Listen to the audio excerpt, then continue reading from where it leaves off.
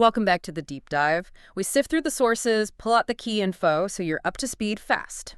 Today, we are really getting into a fascinating global shift. It's about the huge growing opportunities for Indian IT professionals down under in Australia's tech scene. It really is compelling. I mean, the sources aren't just hinting at opportunity. They paint this very clear picture of a massive gap between tech supply and demand in Australia. And this gap, it's making Australia a really prime target, an aggressive recruiter for skilled tech people. Right. So our mission for you today is pretty straightforward. We want to distill down the essential skills you'll need, the actual salary numbers you can expect, those crucial visa pathways, and the real challenges, cultural, administrative, that you absolutely have to prep for. And the timing is key here. The main driver, the reason we're tackling this now, is that Australia is actively, almost aggressively, looking for tech talent. Why? Because their own demand is just shooting up way faster than the local supply can keep up.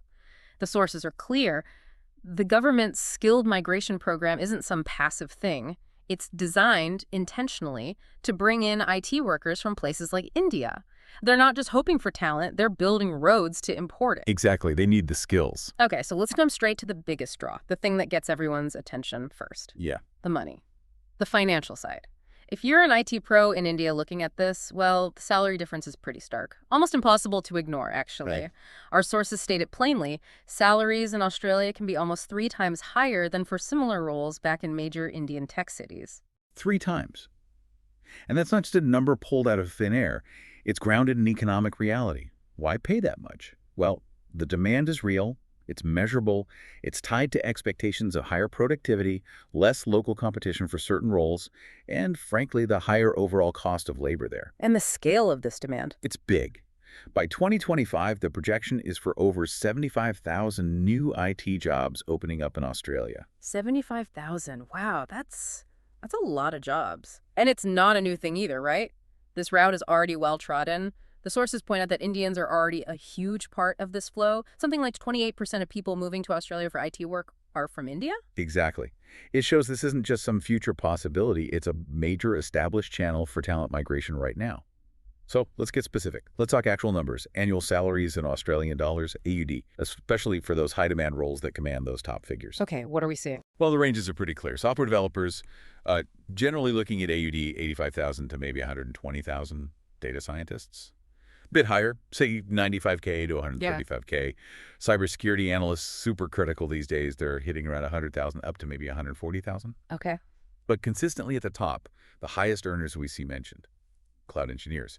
They're pulling in between AUD 110,000 and 150,000. $150,000 for cloud engineers. That's consistently the peak. Is it just that the skills are rare, or is something specific driving that value right now? It's really a mix of both. The sources keep highlighting that cloud engineering is like the absolute cutting edge of Australia's big digital transformation push. Yeah. Every sector, finance, government, you name it, they're all moving to the cloud. Mm-hmm. And the skills needed for that, especially complex stuff like multi-cloud setups, they're just incredibly scarce locally. Ah, okay. So yeah, the money's a huge pull, but those massive salaries, they're directly linked to having skills in these really specific low supply areas. Right, so the money's there, but where exactly are the biggest needs? Which leads us perfectly into the next bit. Where are the gaps? One source had this pretty striking statistic, 42%. 42% of cloud and cybersecurity jobs in Australia. They currently don't have skilled people to fill them. 42%, that's Okay. huge. Did the sources say why local universities aren't filling that gap? Are they looking for really specific hands-on experience that maybe new grads don't have yet? That's exactly it. Recruiters aren't just after degrees. They need people who can, start on Monday and deliver value straight away in really complex projects.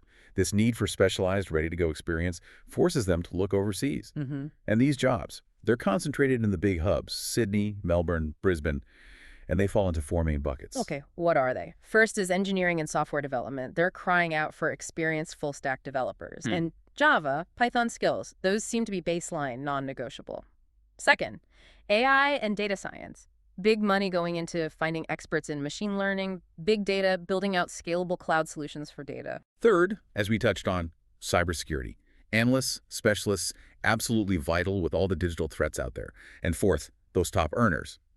Cloud and DevOps engineers. They're the ones making the modern infrastructure work, CI/CD pipelines, infrastructure as code, all that. So it's not just about knowing the tech broadly. Employers there are looking for specific proof, right? Credentials to filter applications. What certifications should people really focus on? Yeah, the sources get really specific here. To bridge that 42% gap credibly, you need that industry-recognized proof. So cloud suites are key, AWS, Azure, GCP. You pretty much need one or more of those.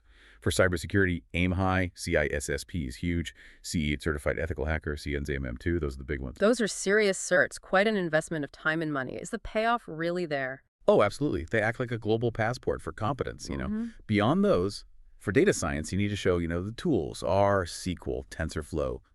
And really, across the board, recruiters want advanced programming, Python, Java, C#. Plus, knowing agile methods like Scrum or having a PMP helps a lot too. These certs are basically your ticket to getting noticed. Okay, makes sense. So skill sorted, salary target in mind. Now the big hurdle, Hmm. the logistics. Getting the right visa. What are the main pathways for Indian IT Well, workers? hang on. Before you even think about the visa application itself, there's a critical first step the sources hammer home.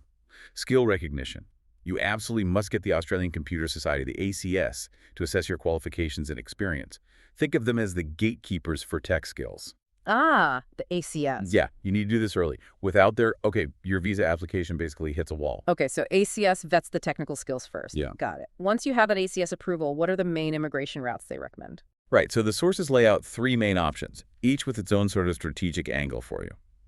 First, the Skilled Independent Visa, subclass 189. This is kind of the golden ticket. It's points-based, great for highly skilled folks, and here's the kicker. It gives you permanent residency right away. No need for a job offer or state nomination beforehand. That sounds ideal, but I guess the points needed might be quite high. Exactly. It can be competitive. Yeah. So if the 189 points are a stretch, you look at option 2, the skill-dominated visa, subclass 190. This also grants permanent residency, but the catch is you need to be nominated, basically picked, by a specific Australian state or territory. Okay. That nomination usually means you commit to living and working in that state for a couple of years.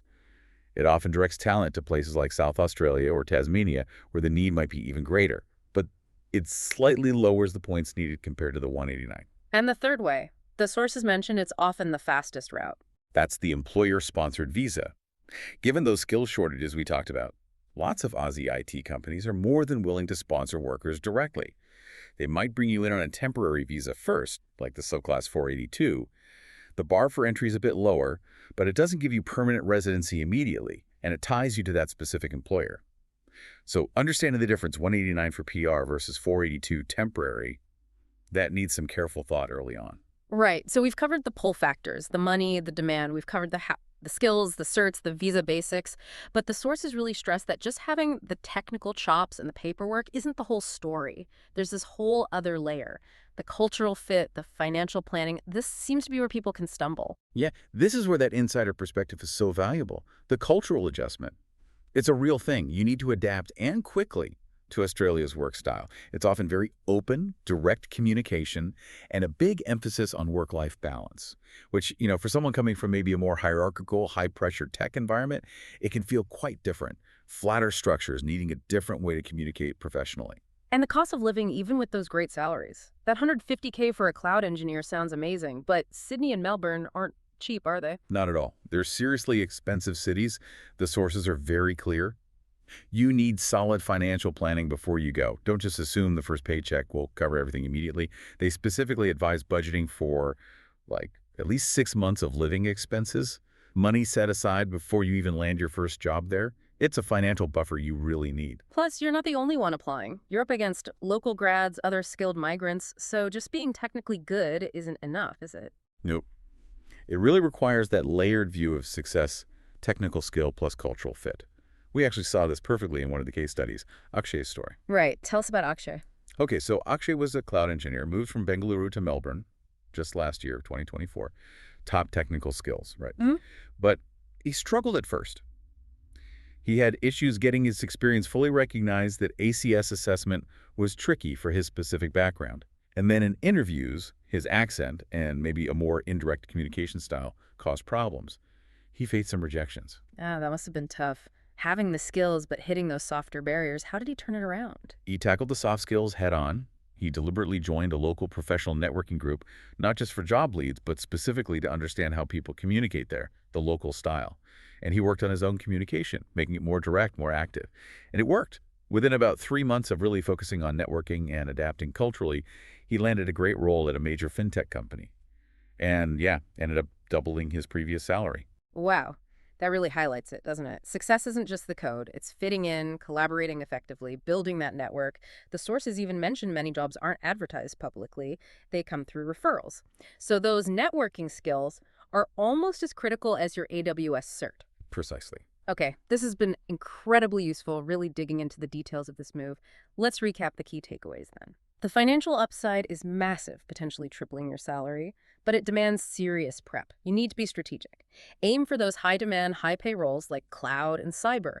Get the right certs, AWS, CISSP, those are key. Start that visa process early, especially the ACS skills assessment, and crucially, put real effort into understanding and adapting to the Aussie work culture. Absolutely. And pulling it all together, there's this interesting tension that emerges from the sources. You've got Australian recruiters saying, look, cultural adaptability, open communication, that's paramount for getting hired. But then you hear from Indian expats already there, and they stress that those first 6 months, it's all about survival mode. Yeah. Staying alive, managing burnout, and just frantically making connections. Right, different priorities. Exactly. So it poses this really important question for you, the listener, if you're planning this move. Mhm. You land there, you've got limited time, limited energy, your technical skills are a given. What's actually more vital for immediate survival and long-term success? Is it perfecting that cultural assimilation right away, or is it building that practical, localized professional network as fast as possible?